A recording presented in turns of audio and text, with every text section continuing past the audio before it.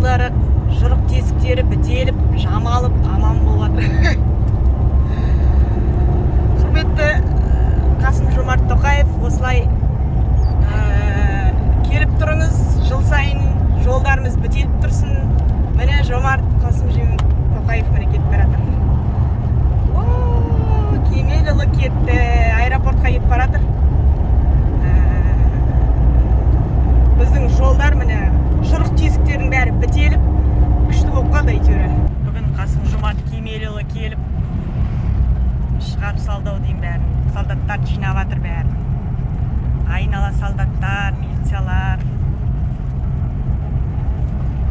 Оралдың жолдары әйтеуір бітелген кішкене. Мына кіреберістер шұғыл тесік еді ғой, жамап қойған ғой, сызақ етіп тұрып жамап қойған ғой бәрін.